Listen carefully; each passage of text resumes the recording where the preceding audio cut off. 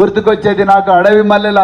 అదే విధంగా మరి సత్తుపల్లిలో కూడా ఒక స్కూల్ పెట్టడం జరిగింది. ఇంతకుముందు వారు చెప్పారు.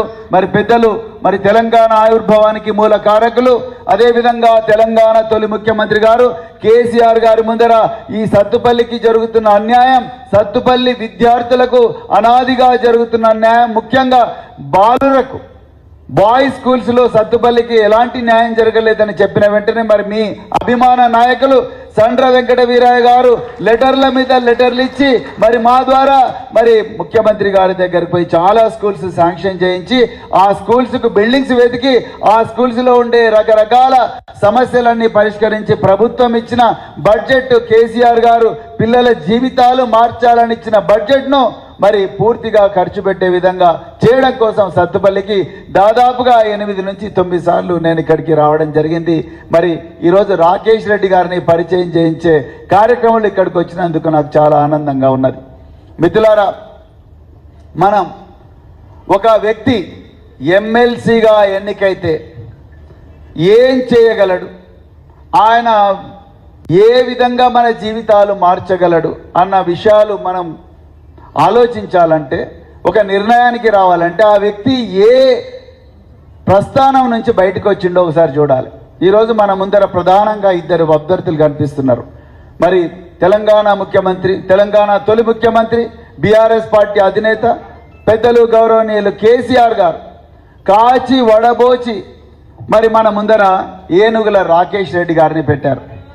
అదేవిధంగా కాంగ్రెస్ నాయకులు 34 మంది ఎమ్మెల్యేలు ఉన్నాం మేము. మరి మా దగ్గరే అధికారం ఉందని 5-6 నెలల నుంచి మేధో మదనం చేసి వాళ్ళు కూడా ఒక అభ్యర్థిని తీసుకొచ్చారు. ఆయన పేరు చింతపండు నవీన్ కుమార్ అలియాస్ తీన్మార్ మల్లన్న. ఆ ఇద్దరు గురించి మాట్లాడుకోవాల్సిన అవసరం ఉన్నదా లేదా? బరాబర్ ఉన్నది. మరి ఏనుగుల రాకేష్ రెడ్డి గారు ఆయన ఒక సాధారణ రైతు కుటుంబంలో పుట్టిండు. వరంగల్ జిల్లా వంగపాడులో సాధారణ రైతు కుటుంబంలో పుట్టి, ఏ సాధారణ రైతులైనా మేము పడ్డ కష్టం మా పిల్లలు పడకూడదు, మేము పడ్డ బాధలు మా పిల్లలకు రాకూడదు, మేము సరిగా చదువుకోలేకపోయాము కానీ మా బిడ్డలు బాగా చదువుకోవాలని తల్లి గర్భంలో ఉన్నప్పుడే కలలు. కానీ తల్లిదండ్రులు ఎంత త్యాగం చేసినా పిల్లలను చదివిస్తారు.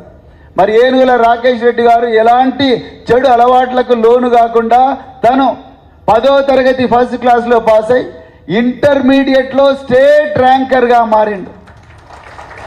ఒక రైతు కుటుంబం నుంచి, ఎక్కడో వంగపాడులో ఒక రైతు కుటుంబంలో పుట్టిన ఏనుగు రాకేష్ రెడ్డి ఇంటర్మీడియట్ స్టేట్ ర్యాంకర్గా మారి అక్కడి నుండి ఆయన పోయిన ఇన్స్టిట్యూషన్ మామూలు ఇన్స్టిట్యూషన్ కాదు. ఇది మీరు బాగా గుర్తించాలి. మన పిల్లలను ఒక స్కూల్లో జాయిన్ చేయించాలన్నా, మన ఇళ్లలో ఎవరైనా అనారోగ్యంతో మంచం పడితే వాళ్ళని ఏ హాస్పిటల్లో జాయిన్ చేయించాలన్నా మనం మొట్టమొదట చూసేది ఆ డాక్టర్ దగ్గర వ్యాధి నయమవుతుందా కాదా.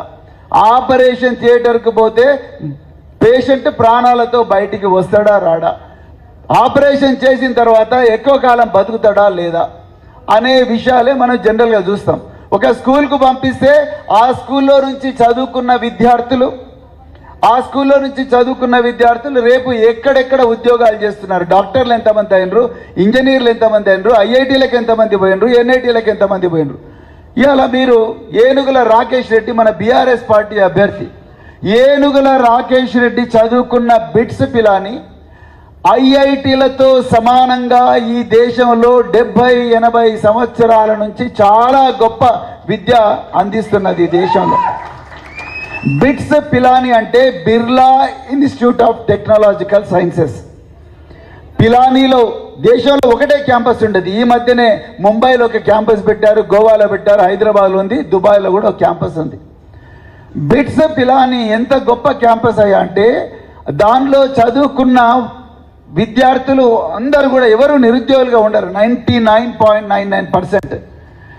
దాంట్లో చదువుకున్న విద్యార్థులు ఈరోజు 1,86,000 మంది ప్రపంచంలో అన్ని ఖండాల్లో ఉన్నారండి.